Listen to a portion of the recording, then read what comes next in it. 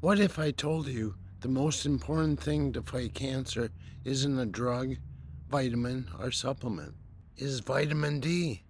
One fact though, most people think it's a vitamin. It's really not.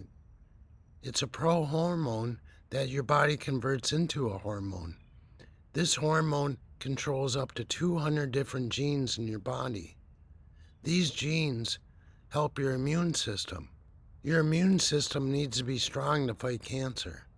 And if you're not taking vitamin D, your immune system is weakened. It's depressed. It's not out there fighting cancer. It's just trying to survive. I'm Wayne, and I have stage 4 cancer. I was diagnosed June 3rd with stage 4 cancer. They told me I had 12 months to live, and I was already 8 months into it. I needed to get aggressive.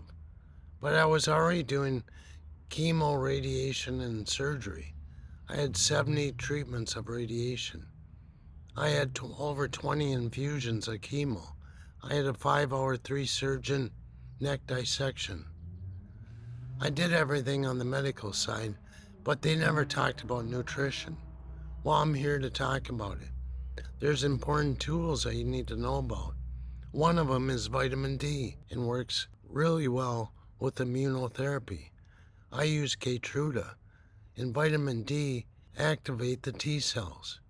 These T cells fight cancer. 2/3 of all people are deficient.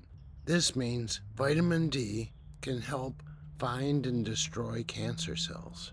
But the sad truth is only 34% of all people have sufficient vitamin D levels. Being deficient or insufficient is causing a lot of problems with Americans. Nowadays, people are working indoors. They're putting on sunscreen. They're not getting out there and getting the sun they need. And they're not taking supplements. And if they do, it's not at proper levels. Vitamin D promotes cells to mature, not multiply. This causes healthy cells instead of mutated cells. Vitamin D helps triggers apostasis, which is cell destruction. So if a cell starts going bad, it helps get rid of that cell. Vitamin D also helps starve cancer cells a blood supply, which actually kills the cells. It reduces the spread of cancer cells. That's why during my cancer treatment, I'm taking Keytruda. And with Keytruda, you need vitamin D to get it activated.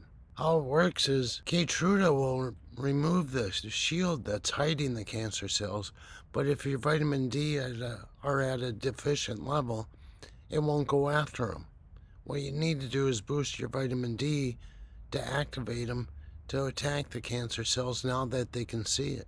During one trial called VITAL, it was studied that increasing your vitamin D just to 2,000 IUs decreases your risk of cancer by 20%.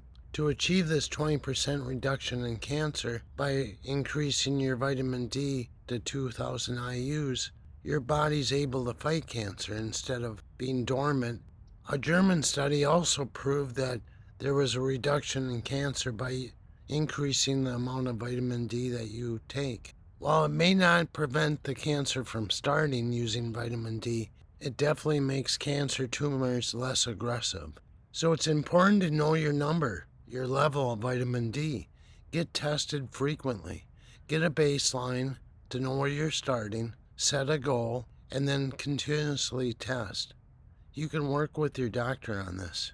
Conventional studies say that when you're measuring vitamin D in NGML, 30 is the right number, but 30 is just enough to cover rickets. Ideally, you would like your NGML levels of vitamin D between 40 and 70. 70 is what I shoot for, but you have to be careful because tests are important to know your levels. You don't want to get too high. They say over 150 NGML is toxic. So when you're taking vitamin D, it's important to take the D3. That's the most common out there. You also want to take it with fat. Fat helps with absorption and activation. Also, you want to make sure you're taking it with K2. Vitamin D could cause calcium to build up in your arteries.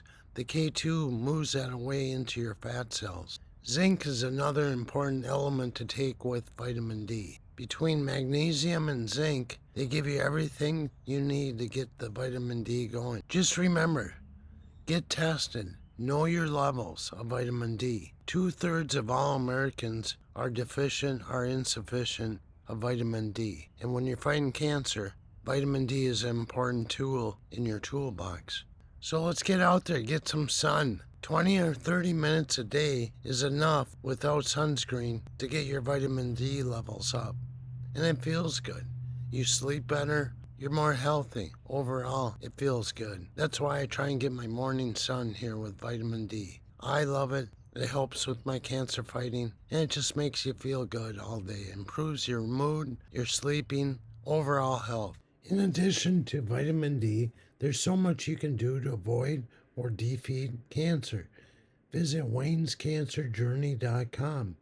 That's waynescancerjourney.com. Out there I have my blog, which I write almost 3 times a week. I talk about my journey, my emotional and physical battle with cancer. But also, I give you tips on what I'm doing for treatment. This treatment is really helping with the fight. My shoulder is damaged, my vocal cords are. I'm fighting for my life. But guess what? My cancer now and my latest scans are either non-detectable or it's been reduced 50%. Supplementing my body with vitamins, nutrition, repurposed medications, and other things has turned the battle. I'm winning the battle.